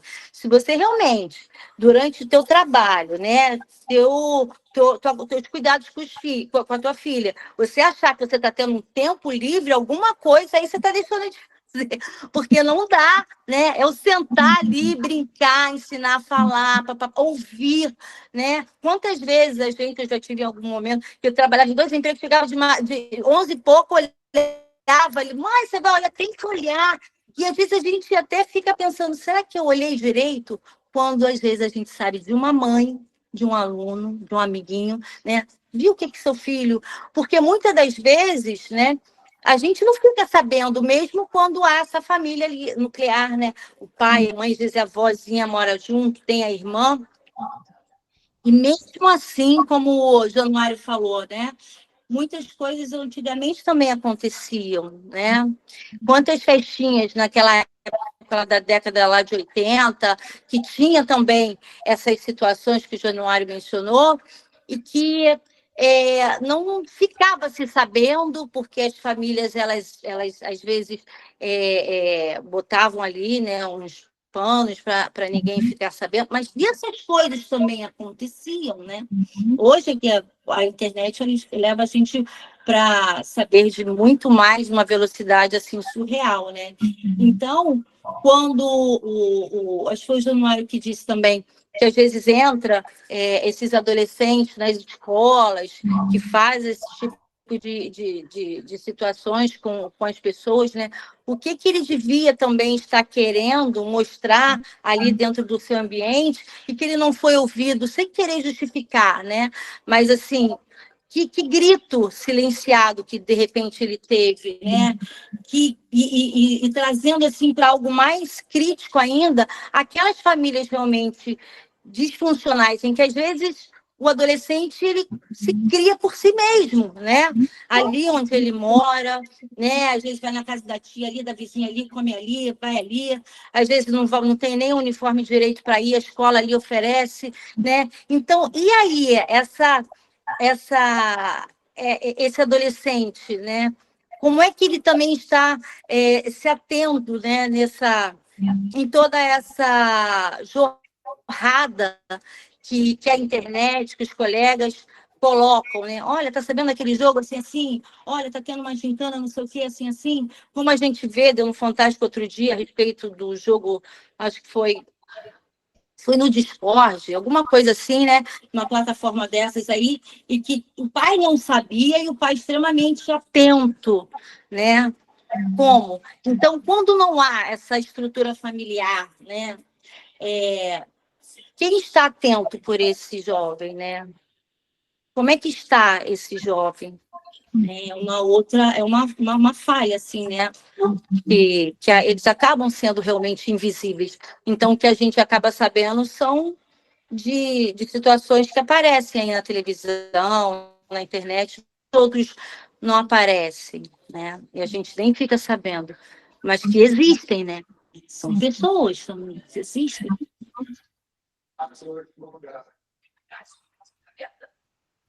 Boa noite. Vou achar minha mão. Concordo, concordo muito com o que foi dito até aqui, principalmente no que a Vanessa disse sobre que educar dá trabalho. Eu estava com essa frase na minha cabeça o tempo todo, Vanessa. Quando você falou, eu falei assim, não, é exatamente isso. Educar dá trabalho, dispensa muita energia psíquica. E a gente precisa muito mais do que somente o genitor, a mãe, o pai, né, aquele que é responsável pela educação, para educar essa criança. Vamos precisar de uma aldeia inteira para cuidar dessa criança. Então, falando do filme, o problema se apresenta dentro de casa, mas ninguém vê, se apresenta na escola e ninguém vê, se apresenta na rua, perseguindo a menina e ninguém vê, se apresenta entre os colegas e ninguém vê. Então, assim, essa criança, esse menino, seja lá qual for a estrutura psíquica que ele tenha, né? Uns vão dizer que ele é perverso, outros vão dizer que ele é um psicopata, psicossocial. Ninguém viu esse menino esse tempo todo. Assim como também ninguém viu a menina. E a gente vai responsabilizar o pai, a mãe. Poxa, o pai todo dia saía para trabalhar, estava trabalhando. Não, eu saí para trabalhar na intenção do melhor, de dar o sustento. A mãe acha aquilo absurdo, porque não é princípio da família, não é princípio dela. A menina parece que vai num caminho bom, né? E quando o menino, inclusive, é abordado, ele se mostra com medo. Como é que uma pessoa que tem coragem de matar tem medo de ser preso, já que ele até urina nas calças, né? Quando o policial fica com pena dele, todo mundo fica com pena dele. O policial que faz a abordagem dele dentro da delegacia, você já tomou café? Você comeu alguma coisa? Como é que pode alguém tão jovem, estar aqui? Esse garoto só foi reconhecido quando uma psicóloga se interessou por ele, porque, inclusive, ele já estava numa escola, num centro socioeducativo, e outros psicólogos já tinham dado ele como caso perdido, como não sei o que, para ser descoberto se foi ele mesmo que cometeu, quem era ele, precisou alguém dar visibilidade a ele, voz a ele. Eu vou te ouvir, independente da violência que você me cause. Sim. Porque ele testa ela o tempo todo.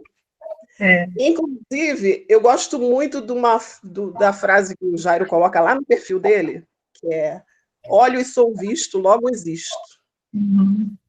Adolescente faz isso o tempo todo. Criança faz isso o tempo todo. Uhum. Eu tive uma adolescente dentro de casa, hoje ela tem 31 anos, mas como me deu trabalho.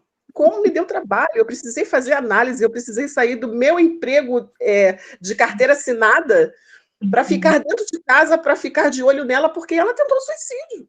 Uhum. E detalhe, a noite que ela tentou suicídio, ela estava junto comigo de 7 da noite a 10 da noite, tentou na madrugada. De manhã que eu vi que ela não estava bem, e se eu não tivesse essa percepção, ela teria ido embora. Uhum. E por uma coisa muito pequena, por ciúme do namorado. Uhum. Mas, Renata, isso aconteceu dentro da sua casa, você é uma pessoa que eu sempre tive conexão com adolescente. Eu sou aquela pessoa que todo mundo tem um filho que conversa comigo, que está aqui em casa, seja em que espaço for, seja no espaço de lazer. Eu sempre tive assim, um bom diálogo com adolescente, desde muito cedo. E quando você vê dentro da sua casa, você vê assim, nossa, mas era tão fácil com o filho do outro. E, na verdade, não é. Na verdade, você está ajudando na educação do outro. Por isso que nós somos educadores. Se a sociedade, ou pelo menos os pensadores, os que cuidam de mentalidade mental, não parar e olhar o outro, seja em que fase esteja, é muito difícil. Gente, se a gente for falar de periferia, então, a gente está falando de mães adolescentes de 13 anos que nem tiveram educação para si, como é que vai dar para o outro? Mas hoje até um mendigo na rua tem celular, tem uma internetzinha que bota aí 10, 20 reais e vai ter uma internet. Vai pegar um Wi-Fi de um shopping, vai ter acesso, de qualquer forma vai ter acesso. Isso eu estou falando de uma periferia nas metrópoles, né? Nós tivemos aí a pandemia para informar para todo mundo que não é todo mundo que tem essa tecnologia no Brasil, né? A gente também tem que pensar nisso. Porque se a gente está hoje com um problema de mídias sociais aqui, conversando nas metrópoles, existem outras dificuldades de seres humanos em áreas rurais. Na minha época, nós não tínhamos pornografia em rede de midiática, mas nós tínhamos em revista. E nem por isso nós não tínhamos acesso, porque assim, na minha família super religiosa, era, né, revista pornográfica é uma coisa que, nossa, não vai chegar aqui em casa. E não quer dizer que eu não tive acesso. Inclusive, a educação sexual, que é tabu em muitas famílias, vai acontecer em que espaço? Vai acontecer na escola, com a professora, ou vai acontecer no íntimo da conversinha dos amiguinhos que acabaram de descobrir alguma coisa? Sim. Então, assim, se a gente não dá atenção, porque dá trabalho, porque tem texto para escrever, porque tem trabalho para fazer, porque tem comida, porque tem não sei o quê, porque tem que trabalhar, porque está sem dinheiro, a gente tem que olhar para aquele que está ali. Porque educar vai dar trabalho. O Jairo costuma dizer nas nossas supervisões para a gente, quando atender o analisante, usarmos a nossa sensibilidade, nosso sexto sentido. Quantas vezes essa vozinha do sexto sentido me tirou do sono para ir lá vê-la, a minha adolescente? Sim. Eu estava dormindo, me lembro, dormindo, aquela vozinha me acordou e falou assim, vai ver a Rebeca. Quando eu fui ver a Rebeca, sabe o que ela estava fazendo? Ela não estava no quarto dela. Ela tinha ido na madrugada, saiu escondida para ir numa festa na rua. E eu tive que ir atrás. Gente, fui de pijama, igual a Dona Hermínia, Eu vou te matar! Eu vou te engolir! Uma vez foi para a psicóloga virou para mim e falou assim, ela disse para mim que vai fugir de casa. Eu virei para ela e falei para ela, ó, tu vai fugir de casa até para o inferno, eu vou te buscar onde você estiver. Porque você é amada. Às vezes a criança tem que saber que é amada. E é amada com disciplina, é amada com limite. A criança está sempre testando o seu limite. Até onde eu posso ir? Quem é que vai dar limite para a criança? É você. Se você não olha para o seu filho, se você não vê o seu filho, quem vai olhar? Se você que está responsável como professora para uma sala, para um adolescente que está ali, quem é que vai olhar se a turma é sua? Então, assim, nós vamos ter problemas sociais ad eterno. Mas eu espero que aqueles que passarem por nós sejam vistos. E eu acho que isso pode reduzir muito o número de dores, né, que passam pela vida da gente. Sim. Renata, você trouxe uma questão. A próxima pessoa que levantou a mão é a Esla. Esla, acho que é isso, Esla. Mas a Renata trouxe uma questão aqui que me emocionou, que é essa questão de ver, sabe? Eu fui convidado para dar uma aula como professor substituto aqui na universidade, para substituir a minha orientadora no curso de pedagogia, aqui na Universidade Federal Rural do Rio de Janeiro, e foram só 2 aulas só que eu dei para substituir a professora. E a primeira aula, eu vi uma menina negra, de capuz, sentado lá no final, sabe? E aí eu peguei e falei, gente, esse aqui é um curso de pedagogia, né? Vocês estão trabalhando com pedagogia na periferia, né?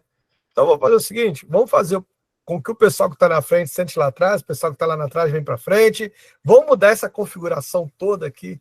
E, cara, foi a primeira vez que aquela menina falou dentro da sala de aula. Eu falei, vocês vão dar aula para pessoas, mas é que todo mundo aqui se conhece dentro dessa sala? Vocês se conhecem? Vocês estão há quanto tempo aqui? Ah, estamos no 3º período. Todo mundo aqui se conhece? Tinha gente que nunca tinha falado com ninguém ali dentro da sala de aula, aquela coisa toda, sabe? E é isso, sempre me incomoda, porque eu cresci nesse lugar, sempre me incomoda aquele corpo que está lá sozinho, lá no canto, de capuz, você não sabe por quê. Aí quando você vai ver, tem cor, tem gênero, entende? Tem cor e tem gênero. Então, eu acho que é importante isso. Eu experimentei essa situação também com uma filha, minha filha mais velha, que é uma filha que eu digo que é a filha do meu coração, né? A filha que eu adotei, na rebeldia de adolescência, ela diz, você não é meu pai. Eu falei, mas quem disse que é você? Quem diz se eu sou seu pai ou não? Quem diz para você se eu sou seu pai ou não sou eu? É o meu afeto por você. Você pode dizer que eu não sou seu pai. Eu continuo dizendo que você é minha filha. Acabou. Entende? Não tem mais isso, porque acho que tem coisas que não dá para negociar, entendeu? É negociável. Então, eu achei assim, essa experiência que você tem, eu vou até no inferno, essa experiência também, que eu falo assim, vocês não escolheram a mim, né? Vocês vieram de mim, então não foi uma escolha, pô. Não negociou isso aqui, não. Então, eu sou pai em tempo integral aqui com vocês. Minha filha já está casada, e aí, quando tá ruim lá, ela me liga, porque eu sou pai em tempo integral. Pai, já sei, tô indo aí resolver. Eu sou pai em tempo integral. Então, acho que é isso. Acho que o que está faltando é essa responsabilização, esse outro, sabe, que chega de tempo integral. Eu estou falando de um lugar que ainda é um lugar de masculino, né? Porque quando a gente vai falar da mulher, sobretudo nas periferias, tá aquela mulher ali que ela é cobrada para estar nesse lugar de tempo integral, só que ela também que trabalha, ela também que leva o sustento para dentro de casa, como é que ela pode estar lá? Sabe? E ainda vem, como é o caso de uma vizinha aqui, né, ainda vem a denúncia de um satanás qualquer que ainda tira as crianças dessa mulher porque, sabe, como é que dá o nome? Aquela galera que não tem, às vezes, o que fazer, que aí vem e diz que essa mulher aqui, essa criança não podia ficar sozinha, e não sei quem podia ficar sozinha. Ela disse, tá, mas quem eu coloco aqui que eu tenho que trabalhar? Entendeu? Então tem essas coisas que a gente precisa. Eu acho importante quando Renata e Ronald, Vanessa e o Januário, quer dizer, todos vocês falaram aqui, a gente não perder a perspectiva também do lugar que se fala, né? Do lugar que se fala, que é esse lugar da periferia, que é esse lugar da rua, que é esse lugar da favela, que é desse lugar, né? Nem todo mundo está no apartamento com 1000 câmeras assim protegendo, com segurança na portaria, nem todo mundo está nesse lugar. De repente, se esse vizinho que denunciou acolhesse, né, faria mais diferença, né?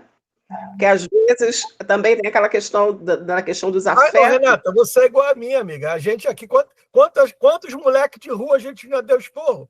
Ô, moleque, tá fazendo aqui? Cadê tua mãe? Cadê teu pai? É assim, aqui hoje mesmo na minha rua. Os moleques estavam aqui, falaram, escola, filho, vai lá se arrumar e ir para a escola. Entendeu? É assim, e você é a mesma coisa. É a gente aqui se implicando com o filho da gente. Na questão de responsabilização, tem muito adolescente que eu já, né, tive o privilégio, né, vou dizer o privilégio de conversar e de falar assim para mim, tia, eu sou um fardo para meu pai e para minha mãe, eles têm que me sustentar, então eu tô doido para começar a trabalhar. Não está no lugar de afeto, está no lugar de fardo. Né? Não foi uma gravidez desejada, não foi o filho dos sonhos, não foi planejado, não tem uma educação. São tantas coisas que vão afetar diretamente, não só na construção desse ser humano, mas como no futuro dos que estão ali comunicando com ele, né? Ao redor. Esse ano, eu posso falar aqui que Jairo, o Ronald, é tudo paizão, né? Mas esse ano eu vi o Ronald no aniversário da filha, emocionadíssimo, chorando o dia inteiro, e dizendo para a filha o quanto ele amava a filha, mesmo na distância. Quantas adolescentes têm esse prazer, esse privilégio de ouvir, às vezes, dentro de casa, mamãe, papai te ama, você não é um fardo para o papai e para a mamãe. Às vezes a criança só está querendo isso, está fazendo um alarde danado, só para ser visto. Afeto cura. Cura, inclusive, o adulto que foi violentado na sua infância, na sua adolescência lá atrás. Isso aparece na clínica toda hora.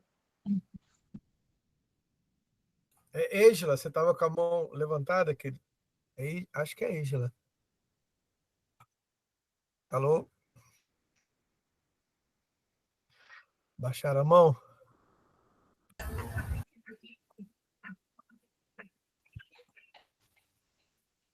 Bom, enquanto isso, eu vou ler o que a Tatiana Nicômedo botou aqui. Ó. Boa noite, minha internet está muito ruim, por isso vou deixar minha reflexão sobre a série Adolescência, que mostra a atuação da violência como sintoma. Uma vez que a angústia do adolescente não foi acolhida pela família, tampouco pela sociedade.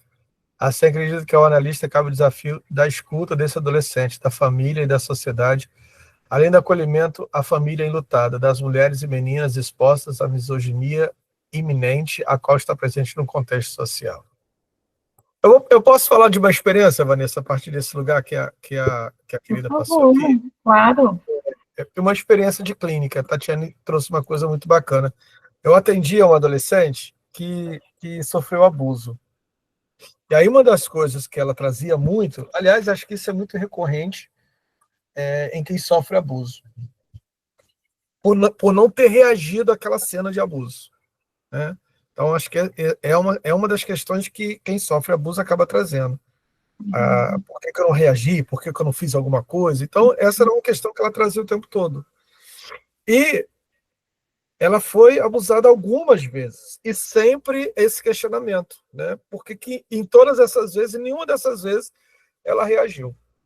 Então, esse incômodo, que aos poucos ela foi trabalhando em clínica, eu me lembro uma vez que ela chegou na clínica assim, extremamente agitada, sabe? Aquela adolescente de em torno de uns 16, 17 anos, extremamente agitada, mas aquela agitação boa. Aí eu falei, garota, o que aconteceu que você tá elétrica pra caramba? Ela falou assim, olha, aconteceu um negócio perigoso, fiquei num sanhaço, no medo danado, mas foi muito bacana, Jara. Eu falei, que foi ela? Um cara dentro do BRT, ficou encostando em mim o tempo todo, eu fui, dei um empurrão dele assim dentro do BRT, dei um empurrão nele, falei, como é que é, meu irmão? Vai ficar passando a mão em mim o tempo todo? E aí gerou aquele tumulto dentro do BRT, e o pessoal, assim, comprou o barulho, e assim, eu me senti pela primeira vez viva. Então eu achei muito bacana, sabe? Ela trazer essa questão dessa experiência que a Tatiane colocou aqui, né? Do adolescente não acolhido, da família, da coisa toda, e dessa exposição. Porque era isso que ela falava na família dela, né? Quando ela narrou o abuso a primeira vez, não foi acolhida. Numa segunda vez, fica calada, fica quieta, porque o abusador era uma pessoa da família. Tinha toda aquela situação. Então, além da situação dela não poder reagir, ainda tem a sociedade, a família que diz, olha, não reaja. E foi a partir dessa cena dela empurrar esse cara dentro do BRT que estava incomodando ela ali, e a galera comprar o barulho dela ali, foi a partir dessa cena, gente, que ela tomou coragem. Claro que a gente dialogou isso em clínica e tal, mas foi a partir dali que ela tomou a decisão que ela ia chegar em casa e ia fazer a denúncia, né, ao abusador, independente do que acontecesse. E ela fez isso, foi na delegacia e fez a denúncia do abusador. Então ela saiu, sabe? Isso me lembrou depois, muito tempo depois, eu li Bell Hooks, quando Bell Hooks fala no livro dela, Tudo sobre o Amor, ela diz assim, sobretudo é preciso sair desse lugar de vítima. Então era sobre isso, sabe? Ali ela saiu do lugar de vítima. Esse lugar de vítima. Então eu acho que o analista, sim, né? Essa fala que a Renata falou que eu tenho no meu WhatsApp é do Winnicott, quando ele diz, olha, sou visto, logo existo. O Winnicott fala exatamente sobre isso. Essa relação do analista com o analisante possibilita o analisante a sair de traumas profundos. Nesse lugar de acolhimento em que a própria configuração paterna ou materna pode se reconstruir a partir da via transferencial com o analista. Isso é muito bacana, isso é muito legal. A gente que tem essa experiência é muito legal. A Ângela acabou saindo, acho que ela não conseguiu abrir o microfone, alguma coisa nesse sentido.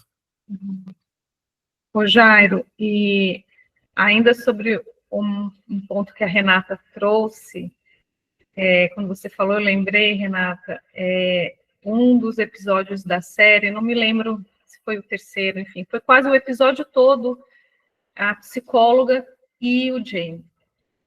Eu achei aquele episódio de uma intensidade, e isso que o Jairo coloca agora também sobre sustentar esse lugar, né? A escuta ali, o quão importante foi, e ela é atravessada, tanto que no final ela respira, acho que ela passa mal um pouco, porque aquilo, ela sustentar o olhar, ela se manter ali, que difícil, quão difícil. E aí a gente traz de novo, a gente não estava falando dos filhos, que cuidar dá trabalho e é difícil, sustentar o lugar de escuta, é sobre isso em alguma medida também, né? Ela permaneceu. A violência que ele transmitiu para a menina, né? Na morte da menina, ele estava transferindo para ela. Ela foi, se recompôs e sustentou o lugar. Sustentou. E foi lindo aqui. Ela não precisou falar para ele assim, ele que fala no final, né? Então você entendeu. Quer dizer, até para mim foi difícil, eu tive que rever essa cena. Eu falei assim, não, ele está dizendo que ele matou a menina? Não, peraí, não estou acreditando. Porque eu estava no momento, assim, na remissão dele, que ia acontecer algum... E assim, que não tinha sido ele, eu queria acreditar que não tinha sido ele. Nós somos levados a isso na série, né? Mas quando ela sustenta aquele lugar e ela não coloca palavra nenhuma na boca dele, que eu também achei super interessante, a gente tem que deixar ele falar, né? E ele fala para ela assim, você me entendeu, e agora você vai me abandonar, porque ela foi a única que fez laço com ele, suficiente para suportar e ouvir e descobrir a verdade. Os outros passaram por ele, né? Ela permaneceu. Sustentou. Então foi lindo isso, achei assim, de muitos significados aquele episódio. Aqueles instantes ali, aqueles momentos da escuta dela e o papel dela, atriz assim, fenomenal. Não sei se o Ronald lembra o nome da irmã, deve lembrar o nome da psicóloga, eu não me lembro, Ronald, mas eu achei aquela atriz também fenomenal ali. E outra coisa que eu achei muito interessante no filme era o apelo de todo mundo para que ela desistisse dele, principalmente do segurança. Desiste desse menino, deixa isso para lá, ele está te violentando, que não sei o quê, que está tudo bem. E ela sustentou aquilo ali. Ela sustentou. Foi bacana, Berta, isso. Foi, Não que, trazendo para a prática aqui, depois do momento daquele, vai para uma supervisão e para análise pessoal também, esse psicanalista, esse psicólogo, porque há de ter um lugar de fala também esse sujeito, né? Porque precisa aquilo ali, precisa ir para algum lugar também, né? Então, aí a importância também... a gente está falando de uma clínica limite, né? Uhum. Não é uma clínica fácil, sustentar essa escuta não é fácil. Você está falando de uma clínica limite aí, e essa clínica limite, que é o que a gente, inclusive, faz na periferia, né, Renata? Com o dispositivo Chica Maniconga, a gente está ouvindo ali. Mas ela no filme dá a entender que ela não vai mais atender ele. Ou ela chega a falar isso, né? Que ela não atende mais ele. Não, ela fala, ela chega a dizer que ela não chegou num ponto ali que ela não atendia mais. É a Bryony. A Bryony, ela não me pareceu que ela seja uma psicanalista que trabalha com uma escuta analítica. Me pareceu não, penso que não. Destacada do Estado para atender, designada do Estado, né, para atender o caso específico, né? Visto que está sendo tratado como patológico, né? Não é. Mas ela é uma psicóloga, né? Ela é uma psicóloga. Mas isso que eu estou dizendo, assim, ele é tratado como patológico, ou seja, um doente mental que matou alguém. Na verdade, a gente discutiu aqui as condições totais para isso, né? Condições sociais, culturais, a condição do outro, o consumo desenfreado das redes sociais, o tecnofeudalismo que o Januário falou. Vocês também falaram da condição misógina que é criada esses adolescentes. Então, uma série de vetores que acaba colocando em ato esse assassinato, né? E isso tudo é invisibilizado porque o Estado designa ele é internado como doente mental, né? O Jamie, ele é internado, né? Fica num orfanato com orfanato aos cuidados médicos, né? Um internato aos cuidados médicos, né? Médicos psiquiátricos, que ele tem que tomar remédio recorrente, né?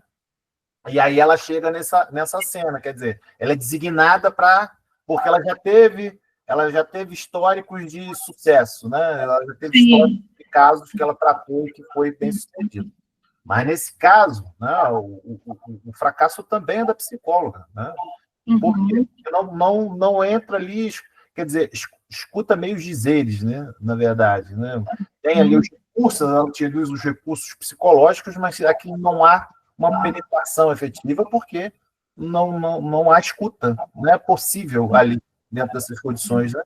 Porque o que está ali é o Estado, não é Sim, acho que mais no sentido, Ronald, essa percepção de uma transferência que acontece, porque ele, com os anteriores, ele teve um outro comportamento, ele não, talvez ele tenha, dá a entender, né, que ele falou menos, não falou quase nada, e com ela, algo é diferente, tem um algo a mais ali, é sobre esse algo a mais, né, que eu acho que eu pontuei, assim, que a Renata tinha trazido, e que me lembrei da cena, né, dessa... Ela chega pela via do afeto, né? Ela começa com café com leite, um cappuccino é a primeira que ele coisa gosta. que ela leva, né? Aí depois ela fala, inclusive o primeiro interesse dele é que ela fala que ela fez um sanduíche, para ela e ela dá a ele. Ela utiliza a via do afeto, embora ele seja muito violento com ela. E aí eu acho que ela entende que a violência não é diretamente a ela, né? É o feminino que ela representa.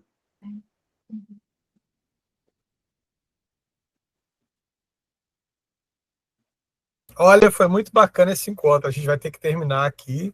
Sim, muito rico. Muito rico. Muito obrigado pelas contribuições, Vanessa, viu? Eu que agradeço. Quero te agradecer a presença de todas, de todos aqui, e pode ficar à vontade, Vanessa, de finalizar. Eu quero agradecer também, obrigada, as trocas foram tão importantes, é tão bom ouvir, assim, as percepções tão ricas de todos vocês. Foi um imenso prazer, uma honra para mim estar aqui hoje nessa noite, espero poder participar aí de próximos encontros também, e que nos vemos em breve. Foi um prazer, pessoal. Muito obrigado. Ô Márcia, fala para a sua netinha que eu aceito ser avô, entendeu? Ai, tá falando. Você é vovô. Eu aceito ser vovô. Um beijo para ele. Mandando beijo. Pronto, ganhei desde tudo, Renata. Viu? Tem como aguentar um negócio desse?